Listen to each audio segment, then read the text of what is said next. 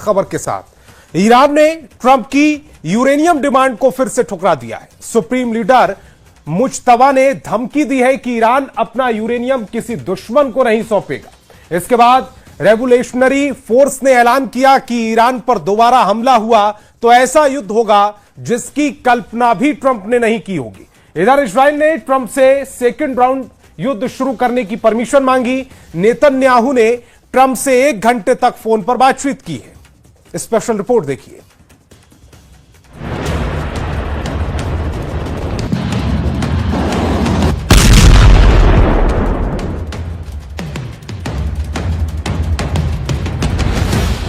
Junior Khamenei का ऐलान, Trump को नहीं देंगे यूरेनियम।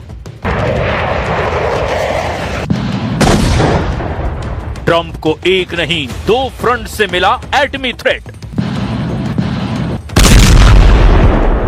ईरान ने ट्रंप की सबसे जरूरी मांग ठुकरा दी है। ईरान ने अपना यूरेनियम ट्रंप को देने से साफ साफ नो कह दिया है। दूसरी तरफ पुतिन ने ट्रंप को एटमी हथियारों का थ्रिलर दिखा दिया है।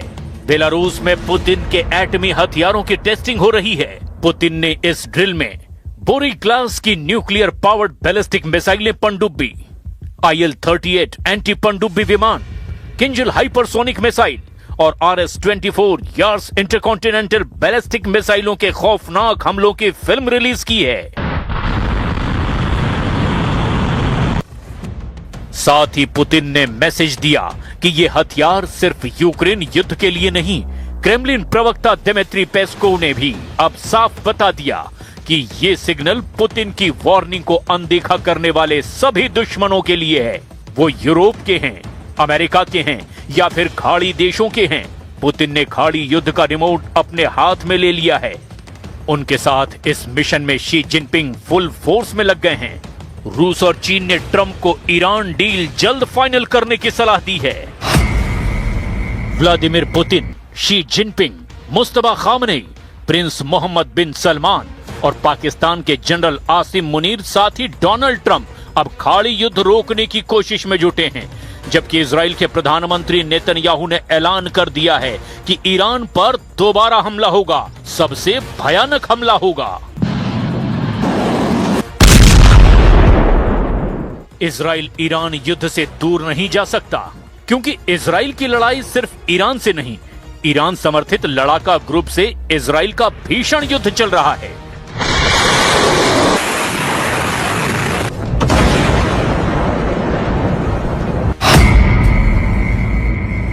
इसीलिए लेबनान में इजराइल ने हमला बंद नहीं किया है। गाजा पर इजराइल की भीषण बमबारी जारी है। यमन के हूथी लड़ाकों से इजराइल की जोरदार टक्कर चल रही है। इराक में ईरान आए दिन एयर स्ट्राइक कर रहा है। हॉर्मुज स्ट्रेट के डेडलॉक ने ईरान पर इजराइल के दोबारा हमले की वजह दे रखी है। इसीलिए ईरान पर हमले की गारंटी खुद नेतन्याहू ने दी है। ये गारंटी ट्रंप को बताकर दी गई है।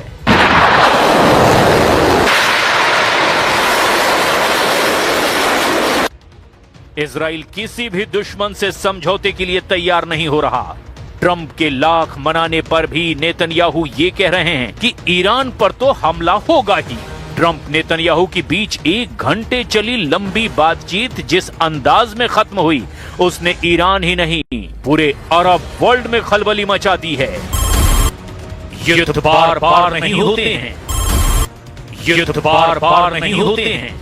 नेतन्याहू के इसी डायलॉग ने ट्रंप का मूड खराब कर दिया है, जिससे ये भी क्लियर हो गया है कि अमेरिका ईरान ने अगर एटमी डील फाइनल कर भी ली, तब भी युद्ध नहीं रुकने वाला। इजराइल ये युद्ध जारी रखेगा। इजराइल सभी दुश्मनों से अकेले लड़ेगा। इजराइल ईरान में तख्ता पलट तक लड़ेगा। इजराइल ईरान के एटमी प्रोग्राम की बर्बादी तक बारूद बरसाएगा, क्योंकि ये युद्ध इजराइल की मर्जी से चल रहा है। ये युद्ध नेतन्याहू की फुल प्रूफ प्लानिंग का नतीजा है, जिसे वो तब तक जारी रखेगा जब तक सारे मिशन कंप्लीट ना हो जाएं। ट्रंप भी ये मानकर चल रहे हैं कि युद्ध सबसे संगीन मोड़ पर है। इस वक्त छोटी सी गलती बहुत भारी पड़ सकती है, क्योंकि इजराइल बेहद गुस्से में आ गया है। Right on the borderline, believe me. If we don't get the right answers, it goes very quickly. We're all ready to go. We have to get the right answers. It would have to be a complete 100% good answers. And if we do, we save a lot of time, energy, and lives, most importantly. Trump ने via Pakistan Tehran को नया समझौता प्रस्ताव भेजा है। Pakistani army chief general Munir Trump के messenger का काम करने के लिए खुद तेहरान पहुंचे हुए हैं। मुनीर ने ट्रंप का नया ऑफर सुप्रीम लीडर मुस्तफा को सौंप दिया। ईरान अभी नए प्रस्ताव पर गंभीरता से विचार कर रहा है। हालांकि ईरान ने यह भी कह दिया है कि जैसी जरूरत होगी दुश्मन को उस हिसाब से जवाब दिया जाएगा, चाहे वो बातचीत की टेबल पर हो या फिर वॉर जोन में। ईरान अपना स्टैंड बदलने वाला नहीं है। هر جا لازم باشه بجنگیم میجنگیم، هر جا لازم باشه مذاکره کنیم مذاکره میکنیم. مأموریتی هست که نظام به هر یک از ما داده، ما هم مأموریتمون در این مسیر هست. کاملا هم در هماهنگی با مجموعه نظام، مجموعه اهداف نظام. ईरान धमकी दे रहा है कि अगर ट्रंप ने दोबारा हमले की जुर्रत दिखाई तो अब की बार युद्ध का विस्तार यूरोप तक होगा। ईरान के टारगेट पर अमेरिका के मददगार सभी देश हैं। ईरान एशिया में ट्रंप से यारी निभा रहे देशों को भी नहीं छोड़ने वाला। ईरान के रिवोल्यूशनरी लड़ाकों ने ट्रंप को रीजनल वॉर का फायदा याद दिला दिया है। یادآوری شکست‌ها که پی در پی دشمن آمریکایی صهیونی هشدار داده اگر تجاوز به ایران تکرار شود جنگ منطقه‌ای که وعده داده شده بود این بار به فراتر از منطقه کشیده خواهد شد و ضربات کوبنده ما در ईरान ने अपनी मिसाइलों की रेंज बढ़ा ली है। ईरान ने नए ड्रोन बना लिए हैं। CNN ने अमेरिकी खुफिया सूत्रों के हवाले से बताया कि ईरान अपनी सैन्य क्षमताओं को फिर से बनाने पे जोर शोर से जुटा हुआ है। 8 अप्रैल को अमेरिका और इजराइल के साथ सीज फायर लागू होने के बाद के हफ्तों में ईरान ने ड्रोन का प्रोडक्शन शुरू कर दिया है। रिपोर्ट के मुताबिक जिस तेजी और बड़े पैमाने पर ईरान ने अपनी ड्रोन और मिसाइल पावर को बढ़ाया है उससे ईरान लंबे समय तक युद्ध में टिका रह सकता है। रिपोर्ट में कहा गया है कि ईरान के ड्रोन मिशन को रूस और चीन से मदद मिल रही है। रूस, चीन, ईरान का ये गठजोड़ ट्रंप को दूसरे राउंड के युद्ध में जोरदार झटका देने की तैयारी कर चुका है। वहीं सेकेंड राउंड में इजराइल और तुर्की की सीधी टक्कर के आसार भी अब बन गए हैं। तुर्की को गाजा में सहायता पहुंचा रहे एक्टिविस्ट समूह से बदसलूकी बर्दाश्त नहीं हो रही। गाजा में 430 इंटरनेशनल एक्टिविस्ट को इजराइल ने डिपोर्ट करना शुरू कर दिया है। तुर्की इसी बात से भड़का हुआ है क्योंकि इन कार्यकर्ताओं में 80 से ज्यादा नागरिक तुर्की के हैं। तुर्की ने गाजा फ्लोटीला के कार्यकर्ताओं को वापस लाने के लिए इजराइल में चार्टर्ड फ्लाइट भेजने का ऐलान किया। तुर्की ने यह कदम इजराइल के राष्ट्रीय सुरक्षा मंत्री इतामार बेन ग्विर के उस वीडियो को देखने के बाद उठाया जिसमें कथित तौर पर वो कार्यकर्ताओं से बदसलूकी करते देखे गए। तुर्की के राष्ट्रपति एर्दोआन ने गाजा फ्लोटीला पर इजराइल के एक्शन को डकैती और गुंडागर्दी कहा है। Faşist bir zihniyet tarafından yönetildiğine bugün bir kez daha şahit olduk. Gazze'ye insani yardım götüren küresel Sumut filosuna İsrail güçleri tarafından hem de uluslararası sularda तुर्की हर फ्रंट पर इजराइल के मामलों में दखल दे रहा है। एर्दोआन ने नेतन्याहू को तुर्की का सबसे बड़ा दुश्मन बता रखा है। वो इजराइल से टकराने के लिए सही मौके का इंतजार कर रहे हैं। ये मौका जल्द मिल सकता है क्योंकि इजराइल ट्रंप को मुस्तफा से डील फाइनल करने से रोकने के लिए मनाने में जुटा है। नेतन्याहू ने ट्रंप को साफ साफ कह दिया है कि ईरान से किसी भी तरह का समझौता बड़ी भूल साबित होगी। इजराइल को तो ईरान से डील करवा रहे पाकिस्तान पर रत्ती भर का भी भरोसा नहीं है।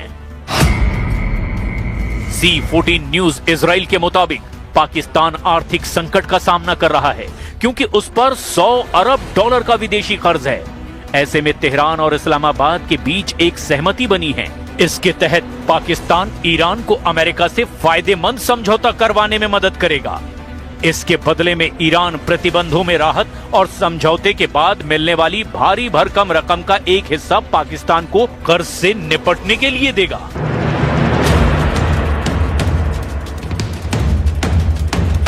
इजराइल ने आरोप लगाए हैं कि कर्जखोर पाकिस्तान किसी को भी ठग सकता है।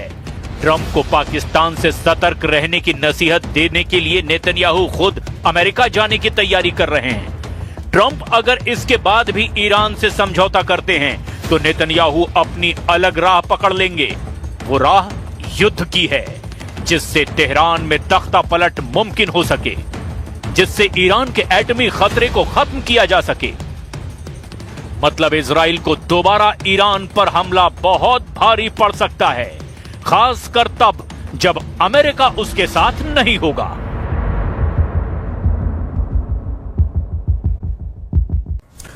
क्या ईरान पर बड़ा हमला करने से ट्रंप डर रहे हैं? इस सवाल का जवाब पूरी दुनिया के विशेषज्ञ जानने में जुटे हैं, लेकिन इस बीच अमेरिकी एजेंसियों की एक रिपोर्ट ने साबित करना शुरू कर दिया है कि सीधी जंग में ईरान को हराना जरा भी आसान नहीं है, क्योंकि 39 दिनों की सीधी जंग में ईरान ने अमेरिका के 42 लड़ाकू विमानों को तबाह कर डाला, जिसमें सबसे एडवांस F-35 जेट्स भी शामिल हैं। अगर ये दावे सच हैं तो इसका मतलब साफ है कि अमेरिका को ईरान से डरना जरूरी है।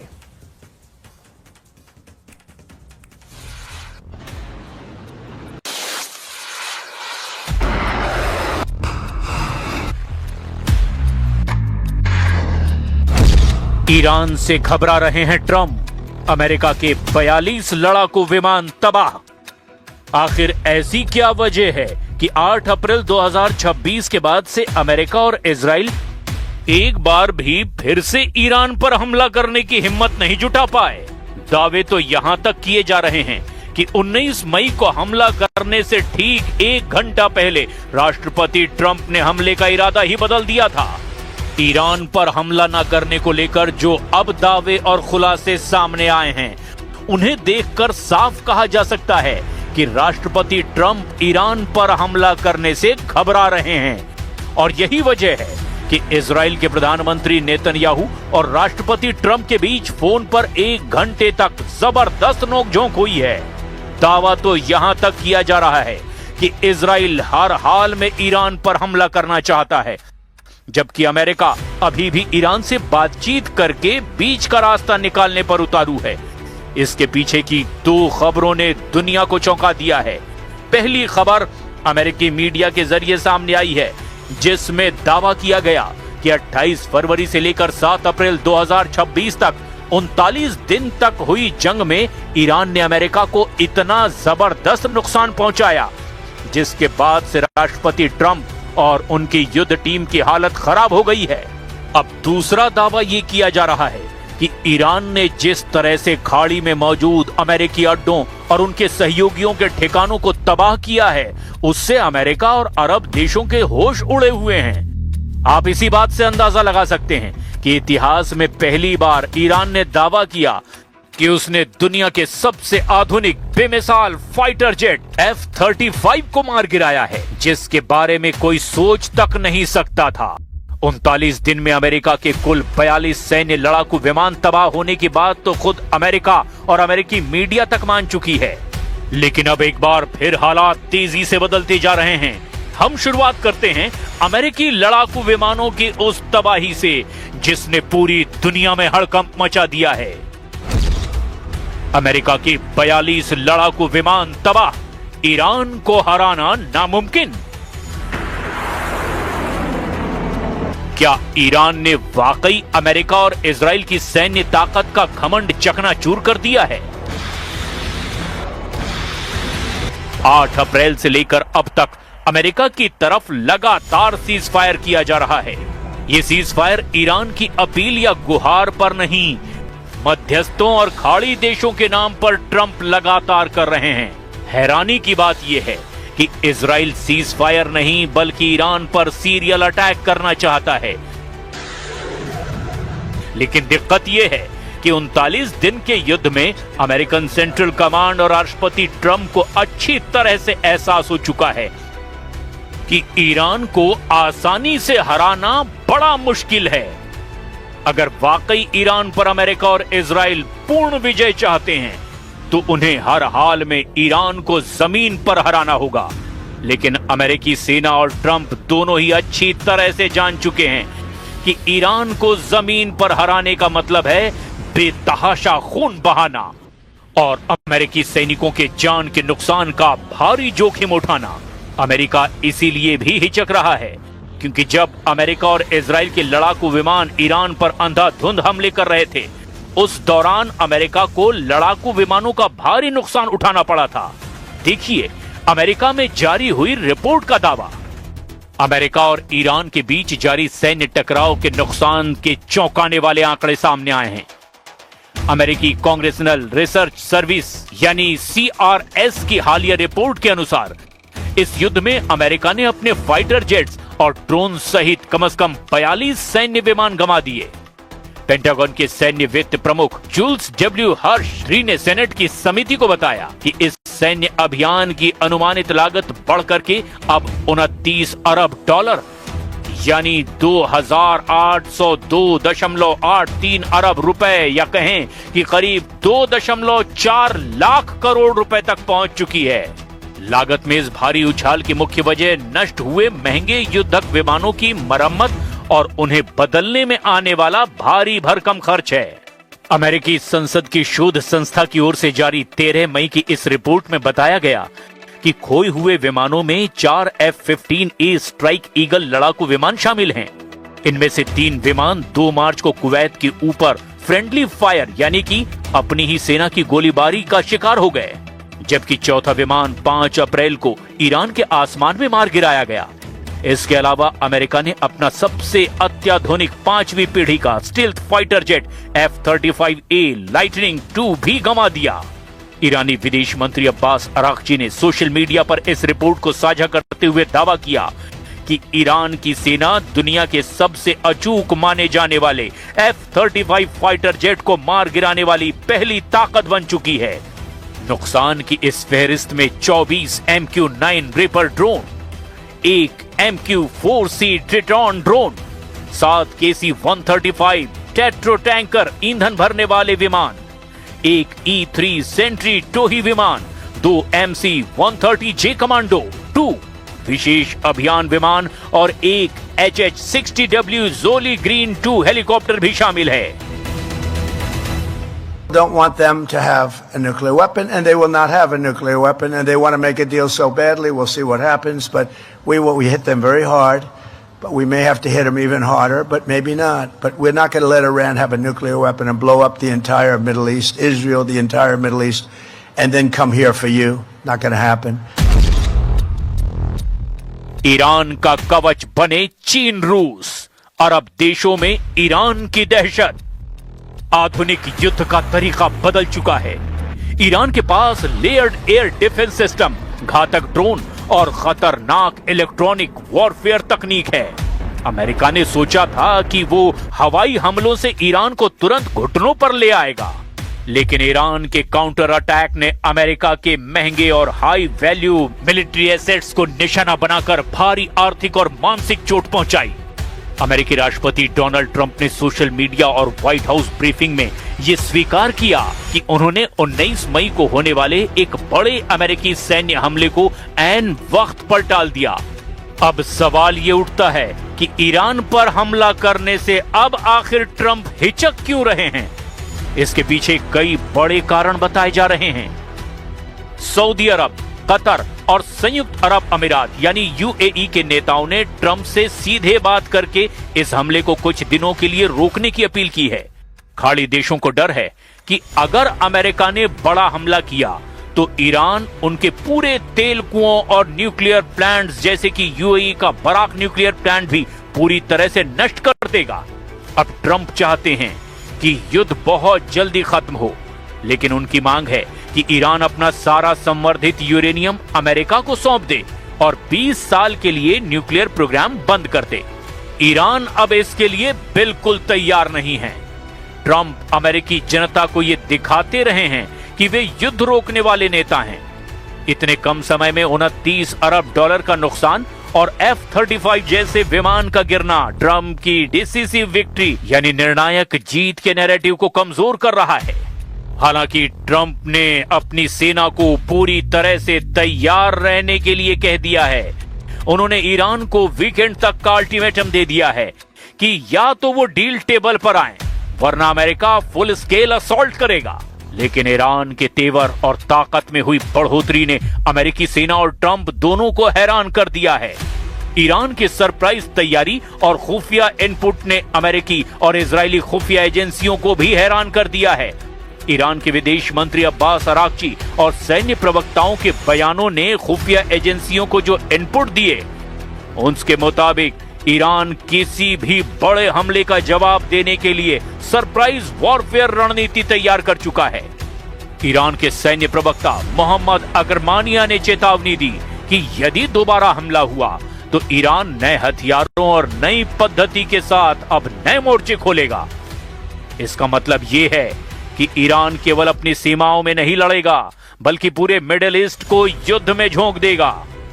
ईरान ने अपनी सैकड़ों बैलिस्टिक मिसाइलों और सुसाइड ड्रोन को पहाड़ों के नीचे बने टनल से लॉन्चिंग मोड पर डाल दिया है ताकि अमेरिकी सैटेलाइट्स उन्हें पहले नष्ट न कर सकें। ما مأموریت خودمون رو جدای از مأموریت دیگران نمیدانیم. هر جا لازم باشه بجنگیم میجنگیم، هر جا لازم باشه مذاکره کنیم مذاکره میکنیم. مأموریتی هست که نظام به هر یک از ما داده، ما هم مأموریتمون در این مسیر هست. کاملا هم در هماهنگی با مجموعه نظام، مجموعه اهداف نظام.